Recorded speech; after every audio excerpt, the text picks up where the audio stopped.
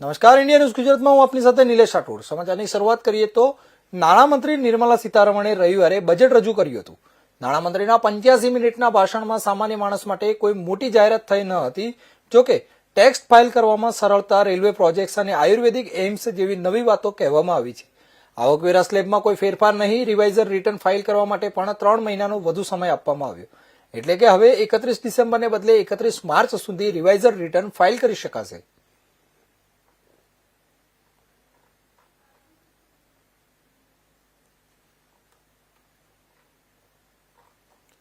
નાણામંત્રી શ્રી નિર્મલા સીતારમણે રવિવારે બજેટ રજૂ કર્યું હતું. નાણામંત્રીના 85 મિનિટના ભાષણમાં સામાન્ય માણસ માટે કોઈ મોટી જાહેરાત થઈ ન હતી. જોકે ટેક્સ ફાઇલ કરવામાં સરળતા, રેલવે પ્રોજેક્ટ અને આયુર્વેદિક એઇમ્સ જેવી નવી વાતો કહેવામાં આવી હતી. આવકવેરા સ્લેબમાં કોઈ ફેરફાર નહીં, રિવાઇઝર રિટર્ન ફાઇલ કરવા માટે 3 મહિનાનો વધુ સમય આપવામાં આવ્યો છે. એટલે કે હવે 31 ડિસેમ્બરને બદલે 31 માર્ચ સુધી રિવાઇઝર રિટર્ન ફાઇલ કરી શકાશે. આજે નાણામંત્રી નિર્મલા સીતારમણ દ્વારા બજેટ રજૂ કરવામાં આવ્યું હતું. રવિવારના દિવસે આ બજેટ રજૂ કરાયું હતું, જેમાં નાણામંત્રીના 85 મિનિટ સુધી ભાષણ આપ્યું હતું. આ ભાષણમાં સામાન્ય માણસ માટે કોઈ મોટી જાહેરાત થઈ ન હતી. જોકે ટેક્સ ફાઇલ કરવામાં સરળતા, રેલવે પ્રોજેક્ટ અને આયુર્વેદિક એઇમ્સ જેવી નવી વાતો સામે આવી હતી. આવકવેરા સ્લેબમાં પણ કોઈ ફેરફાર નહીં. જોકે રિવાઇઝર રિટર્ન ફાઇલ કરવા માટેના 3 મહિનાનો વધુ સમય આપવામાં આવ્યો છે. એટલે કે હવે 31 ડિસેમ્બરને બદલે 31 માર્ચ સુધી આ રિવાઇઝર રિટર્ન ફાઇલ કરી શકાશે. આજરોજ બજેટ રજૂ કરવામાં આવ્યું હતું દેશનું. તો નાણામંત્રી નિર્મલા સીતારમણે રવિવારે આ બજેટ રજૂ કર્યું હતું. નાણામંત્રીના 85 મિનિટના ભાષણમાં સામાન્ય માણસ માટે કોઈ મોટી જાહેરાત થઈ ન હતી. જોકે ટેક્સ ફાઇલ કરવામાં સરળતા, રેલવે પ્રોજેક્ટ અને આયુર્વેદિક એઇમ્સ જેવી નવી વાતો કહેવામાં આવી છે. આવકવેરા સ્લેબમાં કોઈ ફેરફાર નહીં, તેમજ રિવાઇઝર રિટર્ન ફાઇલ કરવા માટે 3 મહિનાનો વધુ સમય આપવામાં આવ્યો.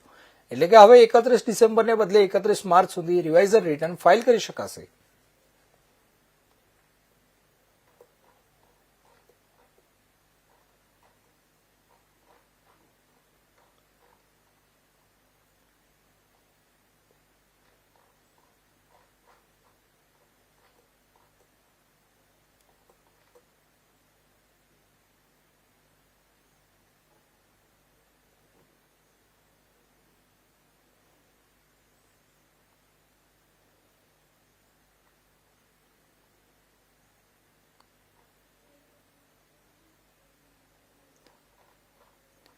આજે દેશનું બજેટ રજૂ કરવામાં આવ્યું હતું, જેમાં નાણામંત્રી નિર્મલા સીતારમણે રવિવારે આ બજેટ રજૂ કર્યું હતું.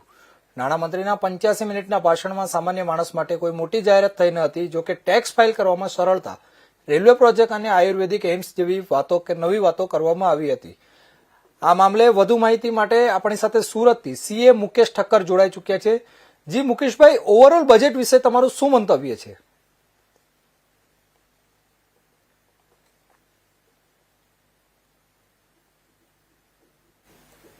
શું કહેવાય છે, ટેક્સની સ્પેસિફિક વાત કરું તો થોડા બધા જે પ્રોસિજરલ ગેપ હતા એના કરેક્શન માટેની અનાઉન્સમેન્ટ કરવામાં આવી છે. એના સિવાય કોઈ મોટી કોઈ ટેક્સમાં રાહત કે એવું કોઈ આપવામાં આવ્યું નથી આ બજેટમાં. જી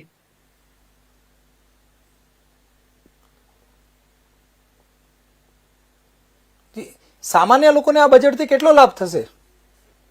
જનરલી આપણે વાત કરીએ બજેટની, તો આ વખતે જે નિર્મલા સીતારમણજી જે બજેટ બેઝ કર્યું છે ને, તે 2 પાર્ટમાં રજૂ કર્યું છે, પાર્ટ 1 અને પાર્ટ 2.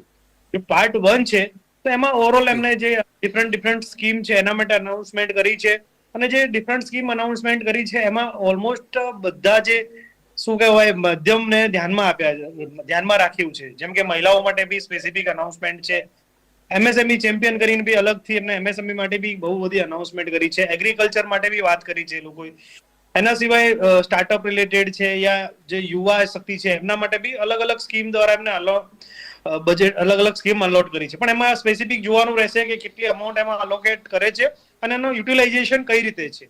એના સિવાય પાર્ટ 1 માં આપણે વાત કરીએ તો એમાં ફિસ્કલ ડેફિસિટની વાત કરીએ. જે ગવર્મેન્ટનું ટાર્ગેટ છે કે ફિસ્કલ ડેફિસિટ ઓવરઓલ ડિક્રીઝ કરવા ધીરે ધીરે જઈ રહ્યા છે.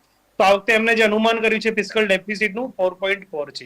અને એના સિવાય ડેટ ટુ જીડીપી, આજે અમેરિકા અને ચાઇના જેવા મોટા મોટા દેશ જે છે તો એમનું જે ઓવરઓલ ડેટ છે એ જીડીપી થી બહુ બધા પર્સન્ટેજ છે. તો ભારતમાં નિર્મલા સીતારમણજીએ ટાર્ગેટ છે કે ડેટ ટુ જીડીપી ધીરે ધીરે ડિક્રીઝ કરવાની વાત કરી રહ્યા છે. તો અત્યારે જે આપણું ઓલમોસ્ટ લાસ્ટ બજેટમાં આપણું 55.6 અરાઉન્ડ કુછ ડેટ ટુ જીડીપી હતું, એ ડિક્રીઝ કરીને આ વખતેનું 54% નું ટાર્ગેટ કરવામાં આવ્યું છે, જે વેલકમ છે. ઓવરઓલ દેશનું જે શું કહેવાય એમની લોન, દેશની ઓવરઓલ લોન જે એક્સટર્નલ પાર્ટી જોડેથી લોન લીધી છે, જે આપણો ડેટ છે, એ ઓવરઓલ ડિક્રીઝ થઈ ગઈ, તો એ સારી બાબત છે. એના સિવાય ટેક્સ રિલેટેડ વાત કરીએ આપણે તો હાલમાં ચાલી રહેલા ટેરિફ વોરમાંથી દેશને બહાર લાવવાના કેટલાક પ્રયાસો થયા છે આ બજેટમાં. પાડન સર, હેલો,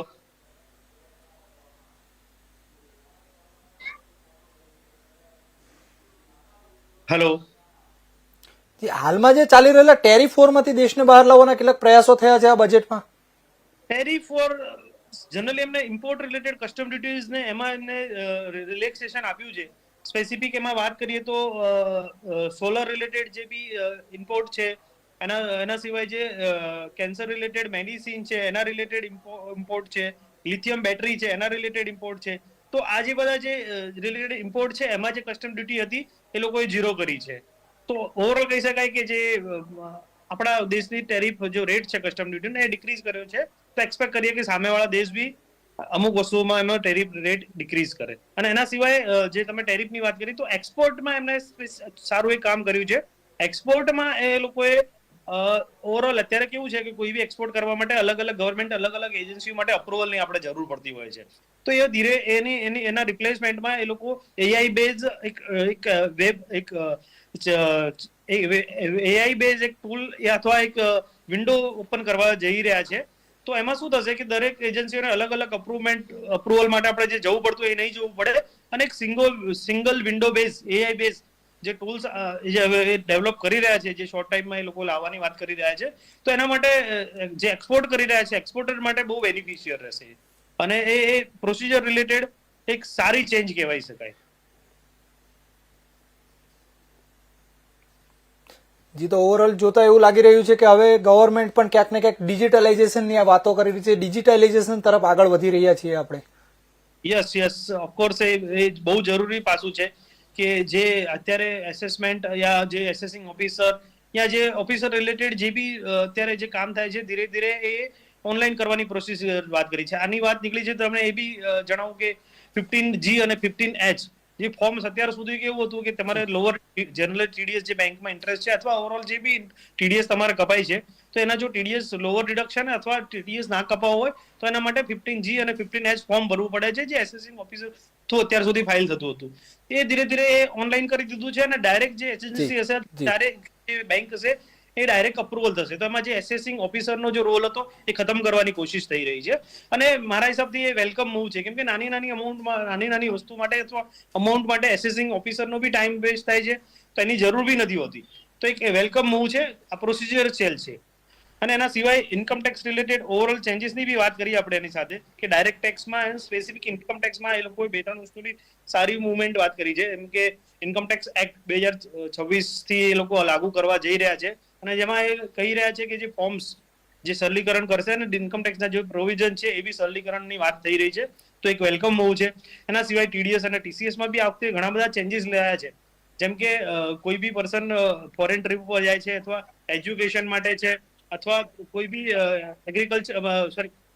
હેલ્થ માટે બી જાય છે, તો એના જે અત્યારે ટીસીએસ જે કપાઈ રહ્યો છે 5% કપાઈ રહ્યો છે અત્યાર સુધી, અને જે રેટ કરીને 2% કરવામાં આવે છે, જે વેલકમ મૂવ છે.